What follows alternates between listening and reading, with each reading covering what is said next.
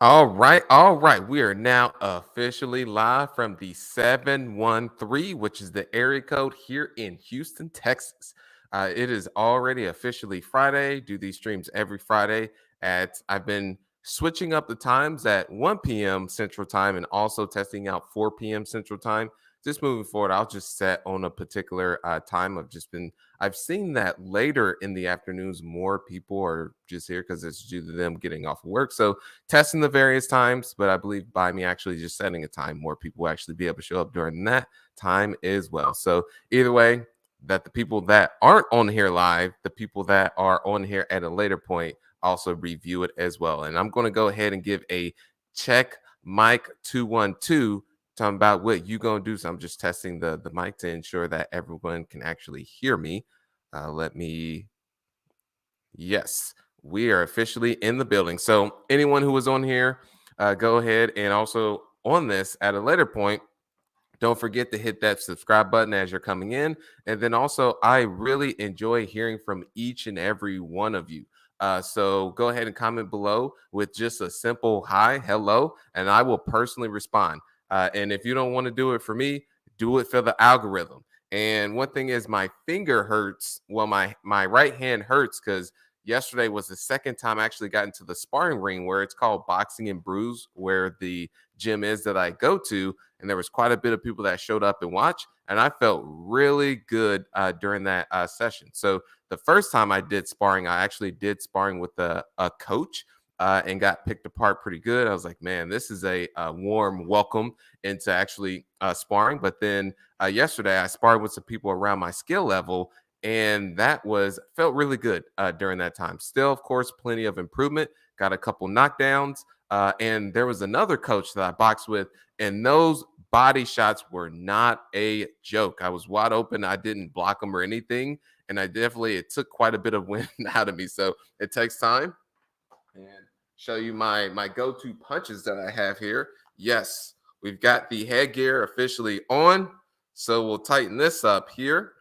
And then what we do is, my favorite is I'll go for like a little, you got to make sure you're not, you call that straight up, so squared up. My headphone came out a little bit, but it doesn't matter. So you turn to the side, that way you're angled and you're a smaller target to hit. And then I like to go for the fakes and see their movement. And at one of the opponents that I was boxing is I went for the fake and I saw they kept dropping their hands. So the third time I went for the fake, boom, came over the top with the overhand right, and it was all over after that. No, I'm just kidding. But yeah, it was just a good practice, and every day looking to get better. And I will say, right before that is I did feel some nervousness, and it's just one of those things that I'm just not used to. But it's always about stepping out of your comfort zone, and that's what I always go into on this, and just sharing my story as being an entrepreneur or human being on this earth is every day myself as I realize I'm not perfect and I'm working every day to get better. And there's days such as today, I didn't even want to get up. That I was like, okay, I just want to chill in bed. But I was like, yeah, you got to get up. You got to do something as far as like improve yourself. So I've been consistently learning Spanish. It's now my 20th day straight. And feel really good on that. And I'm actually going to Mexico middle of next month. So that will really help with speeding that up and getting ingrained in that culture and just learning that language. So I've learned it previously, but now I'm just freshening up on it, but I have not gotten fluent. And my goal is March 1st is to have a fluent conversation in a restaurant in Spanish. So sticking with that goal, and it's about, goals versus resolutions. So, all right, my man, just looking says hi. Hello. Great to virtually meet you. And so let's go ahead. Today's topic is on a 118 unit case study, and this is the deal that got away. And I always forget to put this up. I always meant to do this. Welcome to the stream banner. As mentioned, appreciate everyone so much. But yeah, this is the deal that got away. This was the end of 2017, the beginning of 2018. So at this point in time, and before I go into the story, if you're just now coming across me, name is Sterling White. Yes, I am bald. By the way, disclaimer there, just in case you didn't know. Born and raised in Indianapolis, Indiana, not so good parts of the city. and ended up luckily getting out of that environment because most people don't actually make it past the age of 18. And I started in construction in 2019, and then shortly after that, got into investing because I saw the most wealthy and rich did not get that way by being laborers. Bought my very first deal, no money out of pocket. Actually had negative funds. My credit wouldn't show up, but still ended up figuring out a way because either you find a way or you find an excuse. Scaled to 150 single families, and then started buying a multifamily where I got to close to about 500 units in a very short duration of time. And that's why I share those failures, the trials and tribulations, and some successes as well. But I've had a lot more failures than I've had successes. And today is actually going to be one of those failures that I actually encountered. And so this deal, the 118 units, so bought a 46 unit and then bought a 50 unit. And then right after that, this is when this deal had came up. And the approach I've always taken, especially on the multifamily side, is going direct to the owner. Some people say DTS, which is abbreviation for direct to seller, but myself is I don't see why people say direct to seller because it's technically direct to owner. Because many of the times when I'm reaching out to an owner, is they're not even in the market to actually sell. So I'm not sure how it's called direct to seller, but either way, it doesn't matter. It's irrelevant. But so yeah, this particular deal is it started with a cold call, and shout out to E Money who was on the team who actually found this particular deal, but where we was in Indianapolis and then expanding to other Midwestern markets, Cincinnati, Ohio, Columbus, Ohio, OH, for those of you, if you happen to know that, which is Ohio, or you would say OH and then you would say IO, those of you are from Ohio. So I was looking at other Midwestern markets, Louisville, or uh, uh, what is it? Louisville. There's three ways you could pronounce that. So looking at that market as well as Lexington, Kentucky, and then ended up is looking for properties that needed work and targeting C class properties. So what Eric did, and this is what we started doing, is leveraging apartments.com and then also simple Google searches to find C class properties. So in working class neighborhoods that had bad reviews and that were mismanaged. And then also you could tell just from the pictures or street view that it also needed work too. And then the second step is once you find that property, then you have to find out who the owner of that property is, which there's different sites that you can use. And I'll show you one, for instance. And I'm going to do a quick screen share of my internet. Yep, here we go. So this is one platform that you can actually use. It's free. I don't get a kickback for you using this free platform. I always want to mention that disclaimer. So this is one site that you can use to where you can find who the owner is of a particular entity or an LLC. So you can use this site, opencorporates.com, or you can just go to the public records of whatever specific county that property is located in. To one, it may be in the owner's, depending on the size of the property, it could be in their personal name, but many times it's in an LLC, and you have to find out who filed that LLC. And then once you have their name, their first and last name, then that's when you can skip trace to get their contact information. So it's a lot of now you're going into FBI mode with this. And then the next step that you take is then once you've got that information is just do the outreach, whether you do direct mail, whether you do text, whether you do email. My go-to has actually been a cold call, a call just simply picking up the phone and asking them very direct, no NLP, no neuro linguistic programming or anything, and just asking, hey, would you be open to selling your property? So just keeping it very simple, straight to the point. Either they're going to sell their property or you're going to get a nah, I'm good. So yeah, either they're with it or not. But of course, is you can hear there's different types of no's, and because the one question that always comes up is Sterling, okay, if someone says no, what's your follow up? I say it depends. And what I mean by why it depends is that there's different kinds of no's. There is a no, someone saying not interested because they say that, okay, I'm just going to hold on to this property. Once I die, I'm going to pass it on to my children. That's a different kind of no versus someone saying no.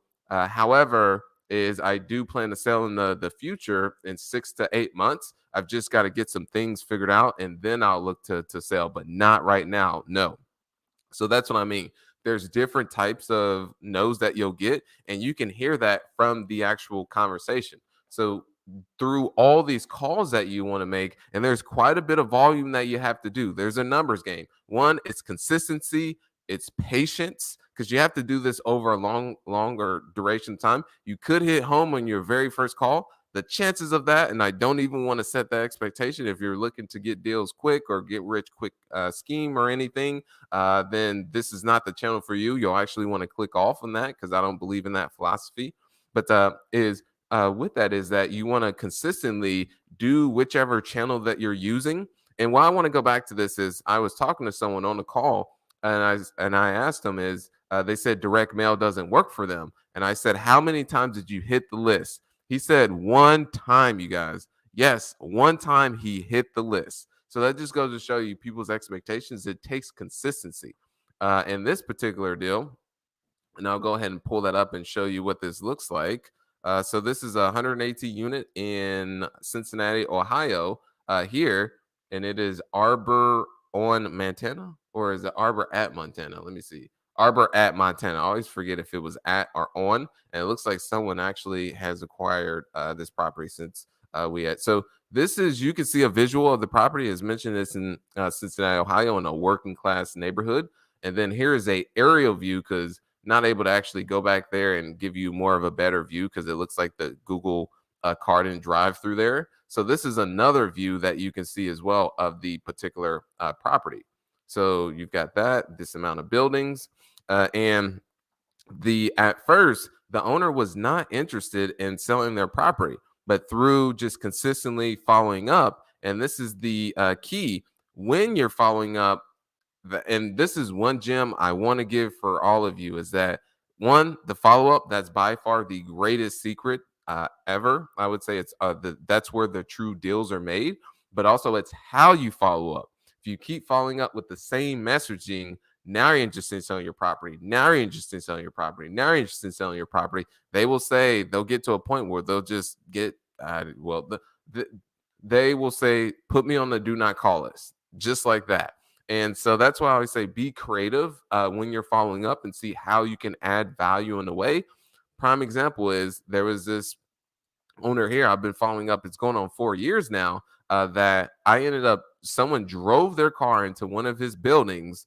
Who knows whether they were on influence or anything. This wasn't purposely, of course. But yeah, they drove a car into one of his buildings, and he needed someone to do masonry because it was a brick building.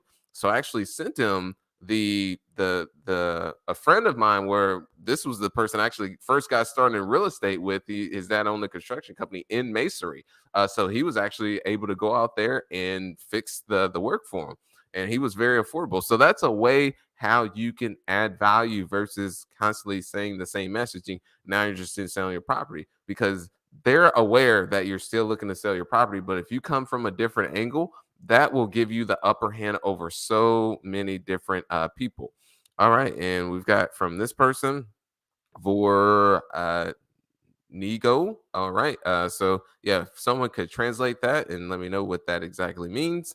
But all right. So yeah, any comments that you happen to have throughout here, any questions, go ahead and drop those below. So that's how the deal was found. It all started with a call, and then the next steps was to they mentioned they were interested in selling the property, and then went back and forth on the pricing. They were very high with their pricing, their expectations that they have, and this was back in 2017, 2018. Expectations have gone even more higher. I have received multiple, my business partner and also the apartment that we have in Indianapolis, we receive offers that say, name your price. As simple as that. They don't even come and say, okay, this is the offer. Just simply name your price and we'll figure out a way to pay it. So that goes to show you the climate that we're currently in of people. I mean, the money that is out there that is looking to buy deals. So if you bought a couple years ago and you didn't like overpay for the property, like overly pay for the property, then you can still get out and not get out, but be able to get a good profit and not even have done much to it. You just get the appreciation from that. But then if you really bought a good deal in that case, yeah, you're able to get the really good spread. So about 2 years in, 2.5 years into Remington on Rockville, 156 unit, and I've already received offers on our future projections. We're not even entirely through the property. So yeah, just going back to this example, Arbor, Montana, more details.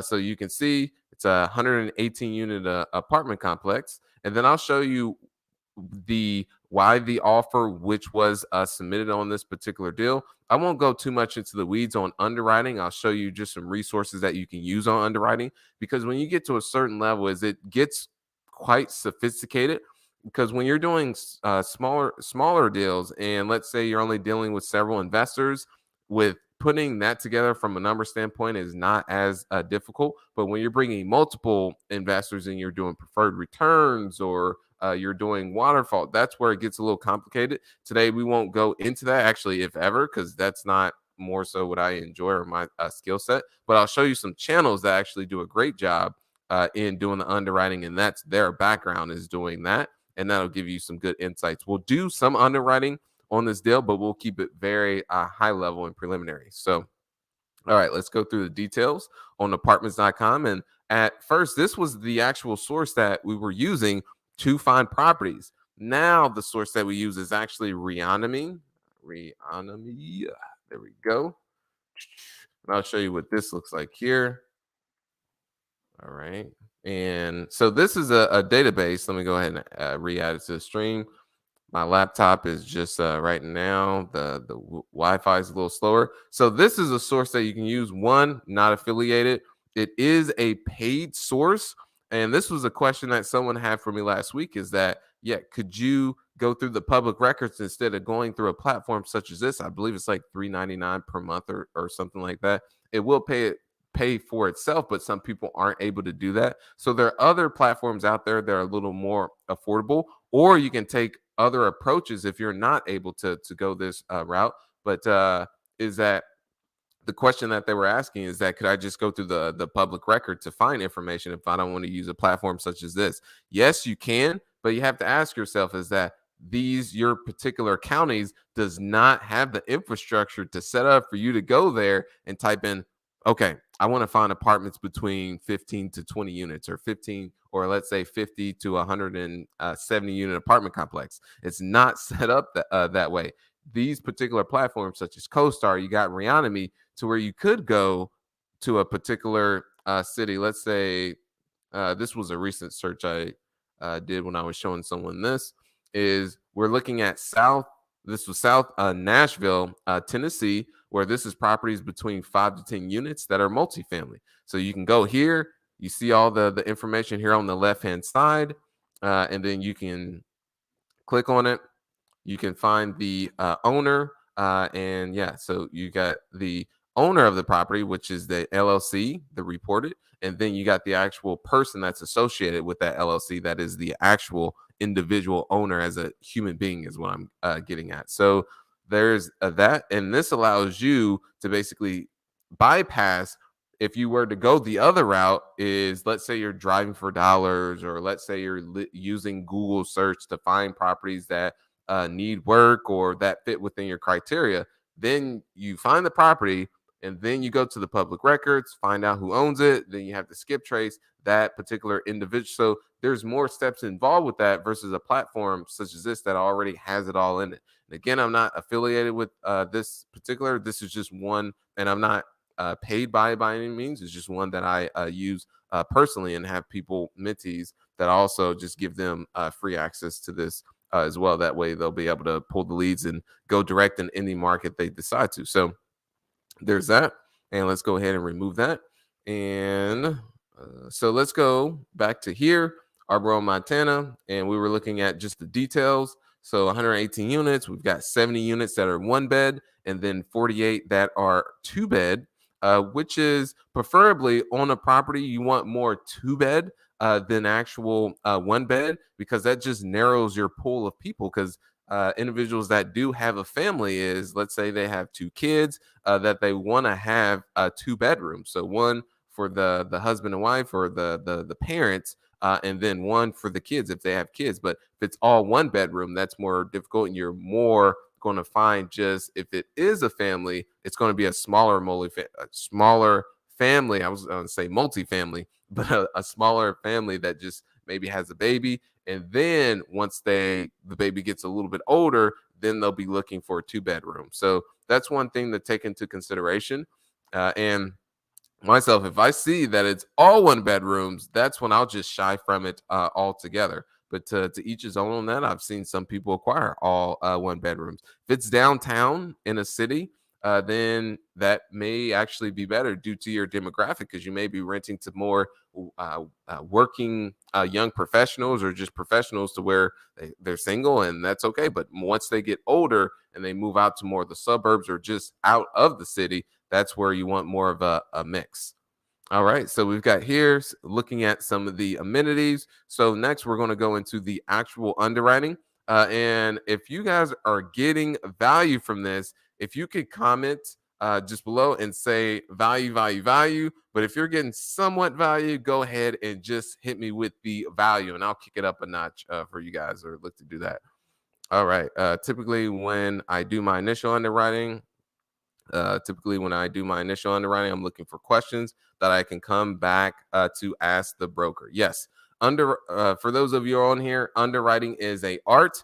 I could spin, or I mean, underwriting is not something I personally enjoy. I have partners to do that, but this could be just an entire day just underwriting. Underwriting itself is it can get very technical in essence. So, all right, I agree with you, Sterling. If the apartment only has 1 bed, I automatically pass on that. Correct.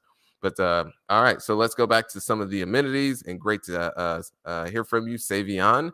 I see you've been doing some great things on your channel as well, and venturing on some outside the box topics. So that's great to see that as well. All right, and all right, so we're just going through some of the amenities here. They got laundry facilities, package service.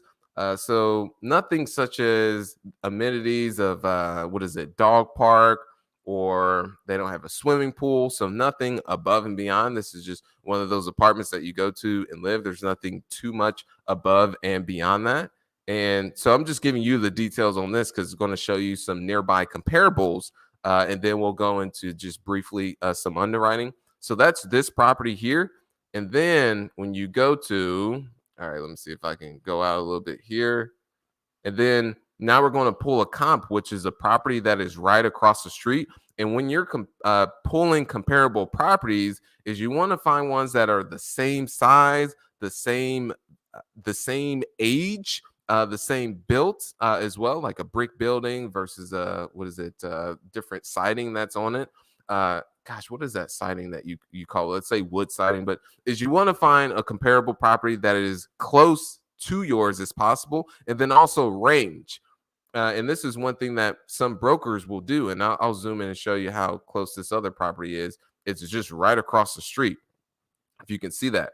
But I've had brokers send me deals, and this is in Indianapolis, for instance. But and this is why it's good to have that localized knowledge. They will send me a property that is in Indianapolis, and the comparable properties they will use. Let's say it's the same age, it's the same, the same age when it was actually built, and let's say it's the same size. But then they'll pull a property from the suburbs that has better schooling, and it's also in the suburbs, and just comparing those two is like apples to oranges. So that's one thing you also have to assess. And then let's say this is another thing that it helps with localized knowledge, but this can be an anomaly case. But for me, is I saw this firsthand that when I was at high school at Decatur Central Township. So I moved from the inner city schools to public schools, which were not good at all. Sometimes I would walk into class, and I walked into gym class at this one point. I was going to tech in my freshman year of high school. The first semester, you guys, I went to 5 different schools. So that's most people will go through their whole entire schooling, but I did that in one semester. It's a different story in itself.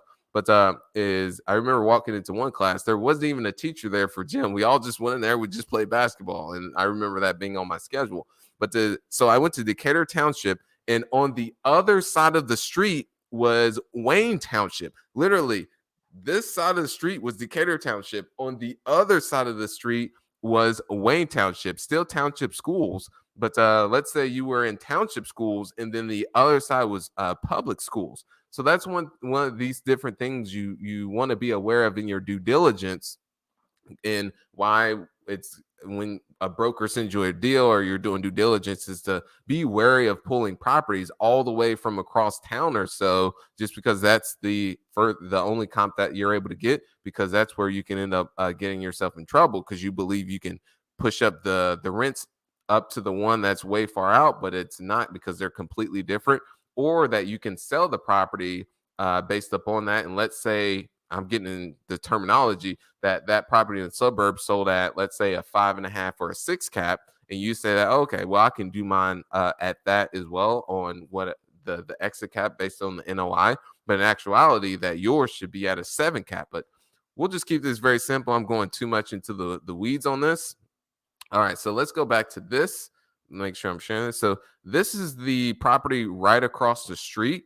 So let's go back to Arbor, Montana, real quick, and we're going to look at what the current rates are for the rents.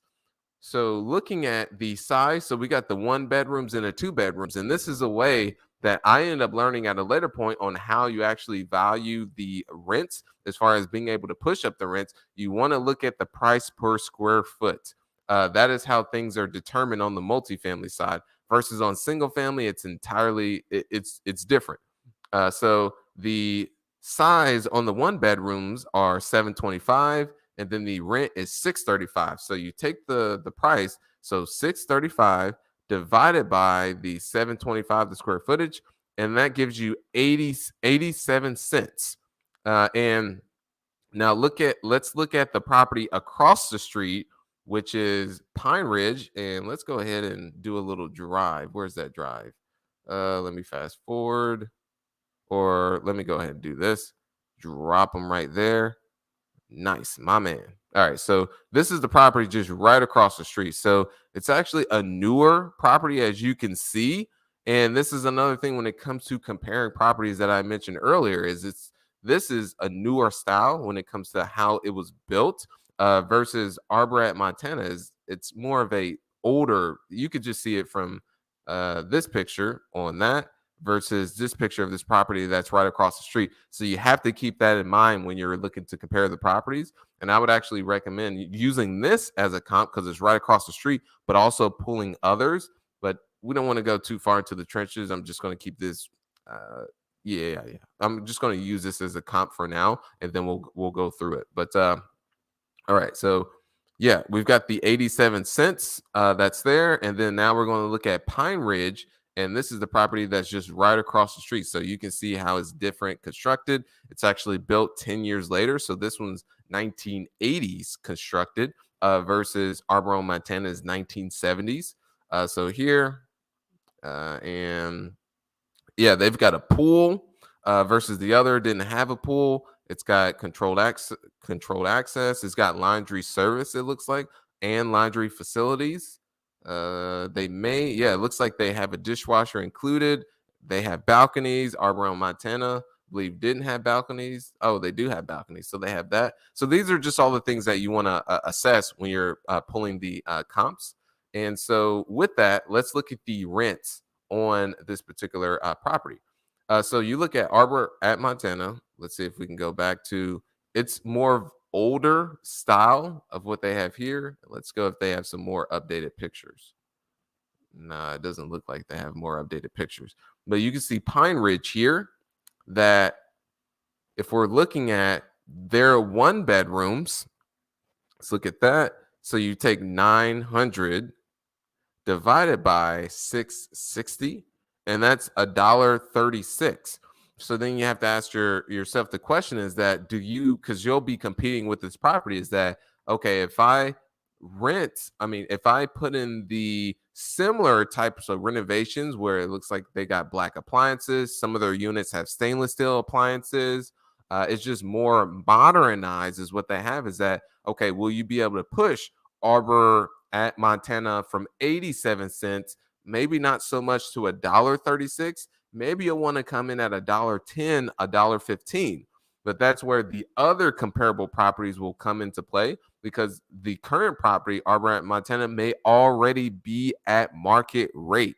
So that's one thing you want to consider too. And this property may be over market. So it's a lot of variables that go into pulling comps. It's not one of those things when oftentimes I get questions from people that are looking for black and white answers. There's just so many variables when it comes to underwriting and pulling comparable properties. But as much as you just want to find one, if you can, that yours, let's say you have a 1970s built, it's a 100 unit apartment complex. You want to find another one that's 1970s built, 100 units or close to that, that's in close proximity to yours. And then hopefully they have already executed on their business plan and upgrading the units to make them more modernized. And then boom, you can use that as a comp.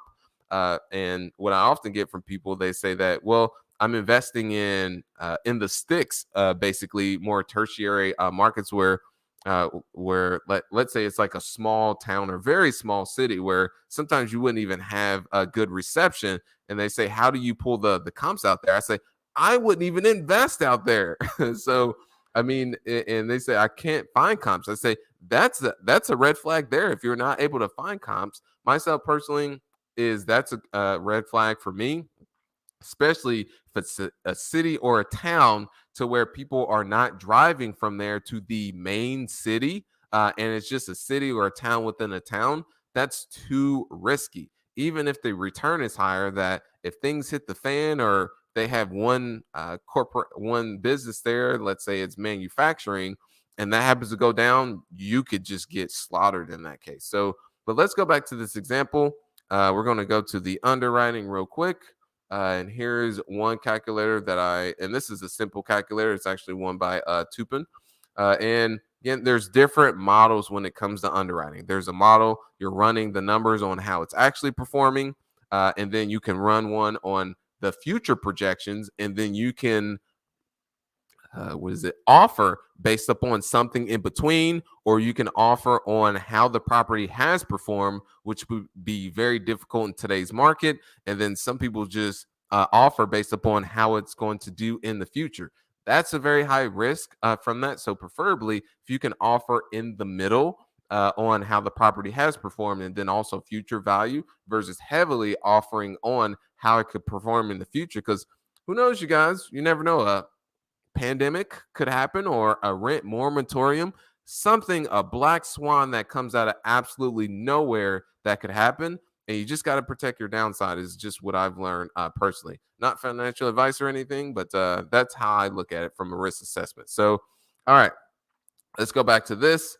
And let's say 118 units, 92 of them are occupied. And then we're just going to look at the average effective rent. So all the units that are currently rented. So we would take that income there. And then we're going to say the income growth in, let's say, Cincinnati. We're going to say that that's going to grow over about 2.5%. And then this is where we believe we would be able to push the rents up to $75. And then here's just some other income we would be able to get, which is typically about 0.75 of the gross potential rent. And this is just a back of the napkin math. And we've got 50% operating expense of the gross income. We're going to say the renovation costs are going to be closer to about, on this type of property, there's probably some deferred, well, it's very likely there's going to be some deferred maintenance. And yeah, some deferred maintenance, and also you got to turn all those units to make them more modernized. So we're just going to put this number on here. The best way to firm this up is if you've got someone on your team that is a contractor, or you've just done so many deals that you visit the property and you've got an understanding that, one, it's going to cost us, let's say, $8,500 per unit to address the interior units. And then you'll be able to say, okay, well, it needs a new roof. Okay, it needs all new windows. Okay, the HVAC units, it's going to need all those. And then that's when you start packing on the additional renovations. But this is a team effort. And on this particular deal, I meant to go back to this, is that ended up going under contract on it. And that one of the things that we did in our underwriting was that we said that we would be able to patch all of the roofs. So as you can see here, but the roofs were shot. The owner had been patching the roofs for he had owned the property just over 10 years, and he had been patching the roofs, and then that's what we ended up putting in our underwriting and offering based upon that. It was a tight deal altogether. Hindsight 2020, should not have done it, but had the scarcity mindset.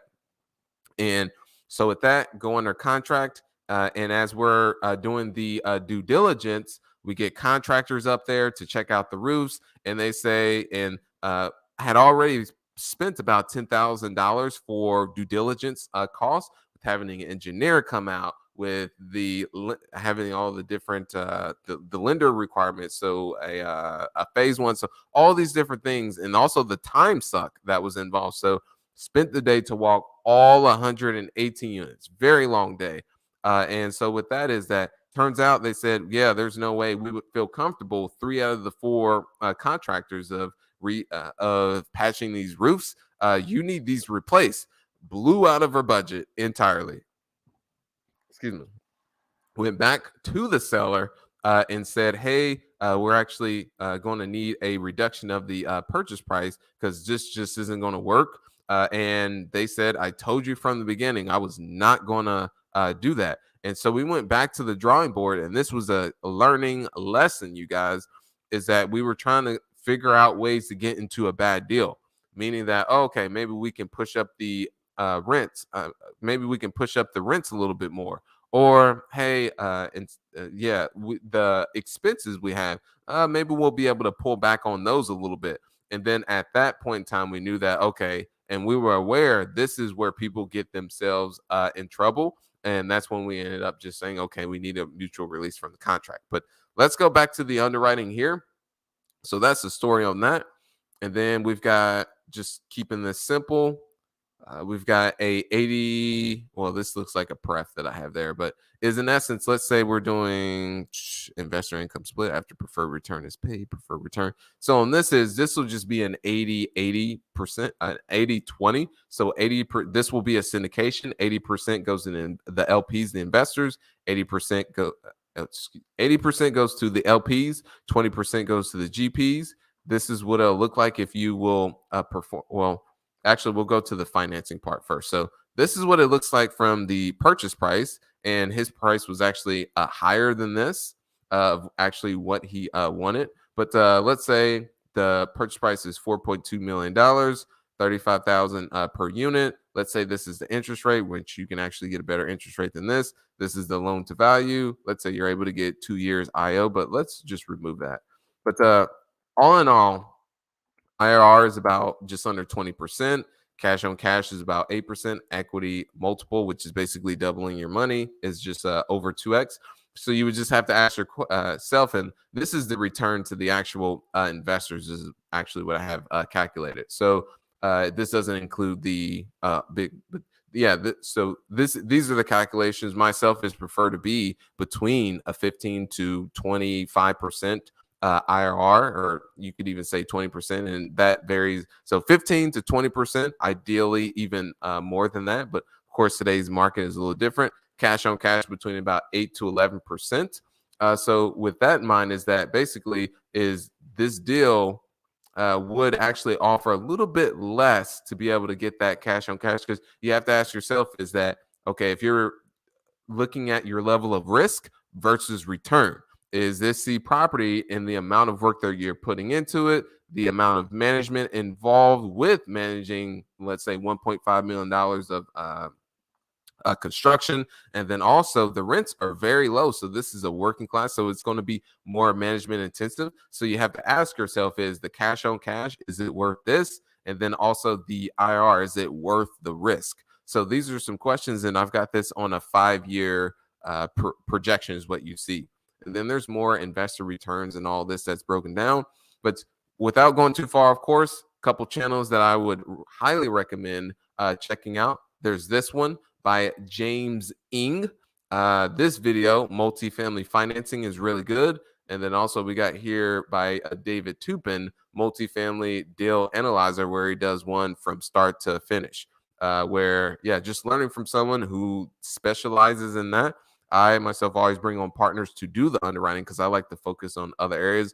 Being in spreadsheets and all that is just not my thing, and I'm just not a fan. But there are people out there that absolutely enjoy it and they geek out on it. And I know Tupin's one of those people. And then this person is really good to get an angle from he does it from an investor standpoint, but also provides context from a lender because he is a lender as well. So if you want to really get some understanding of how to underwrite these types of deals, especially on this type of sophistication when you're bringing on more investors, recommend checking out this channel, those channels. But if you're just doing simple smaller deals, just go with a bigger pockets calculator. I wouldn't say to make it that complicated personally. So all right, there is that. We went into the underwriting where you're able to see that. And now let's go into the next here. Already talked about the due diligence there, which the due diligence walked all the units. And essentially through this phases, you're just confirming all of your assumptions that you have already made on the deal on the front end. So through this is that what I personally and on this particular deal was a little bit too aggressive. And then actually when going under contract, this is one thing that is a big cardinal sin that you want to avoid as much as you can, is retrading, which is another word for renegotiating. You want to avoid that as much as you can. And on the front end, you want to do as much due diligence as you can or create enough buffer to where you don't have to retrade or renegotiate at a later point, because you can get a bad reputation if you're known to do that over and over and over. People want to work with you because they'll assume that, well, what they offer on the front end, it's likely that they're actually not going to be able to deliver and people won't want to work with you. So that would be a bad reputation. And normally I would go into the business plan and model, but on this particular deal it was 30 days due diligence, 90 days closing. Right before the due diligence ended up ending, this was about 10 days beforehand. So we notified our investors that, hey, we're under contract on this deal, we're performing due diligence. And then normally as we're getting towards the end of that, and let's say we've got all the green lights, and it's difficult for me to close my hand, you guys, because as mentioned, I went boxing, so I've been icing my finger because, man, I did this and just came over the top with the right a couple times and got him pretty good. But yeah, this is just sparring, by the way. But side note.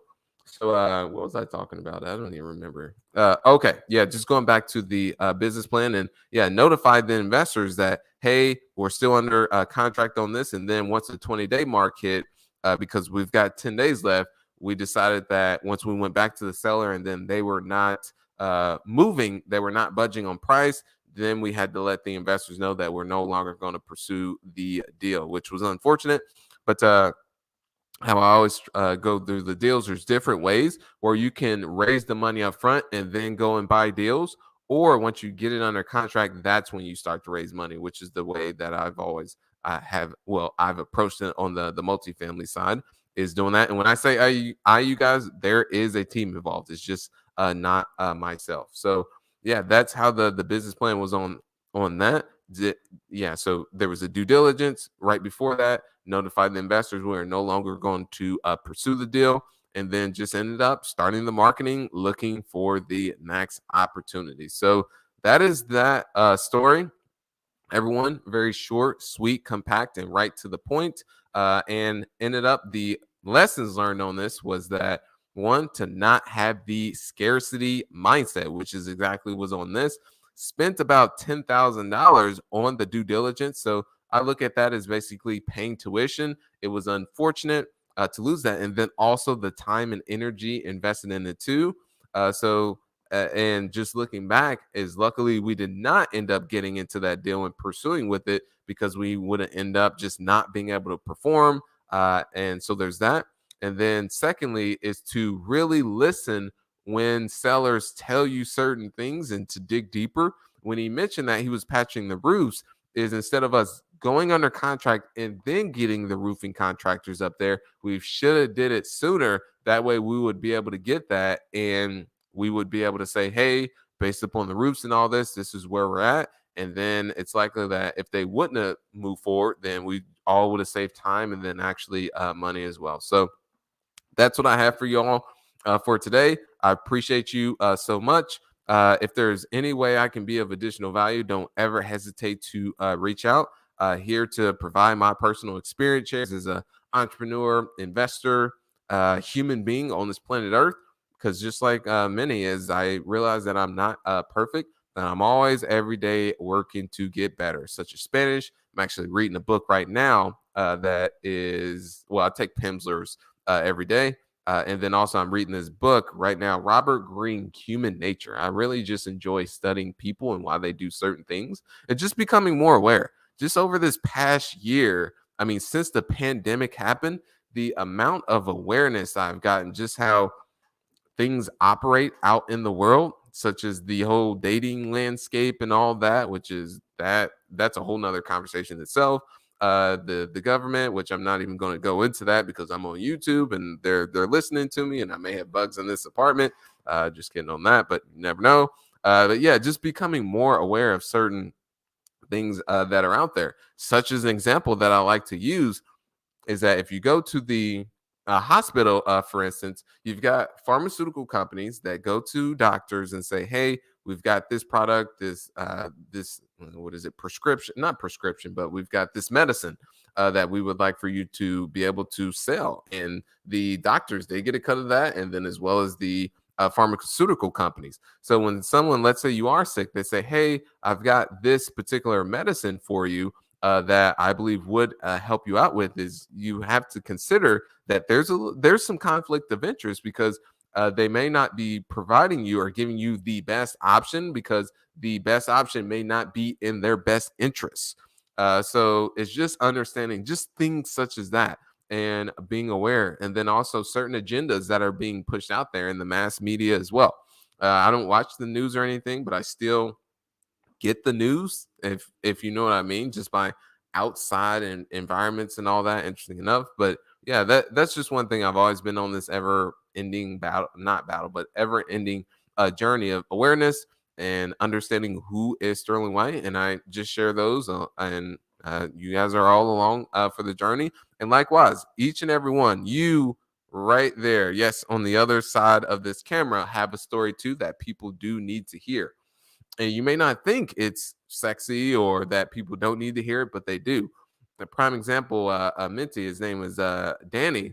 He said, "My story is not very that interesting." And Danny's a fireman.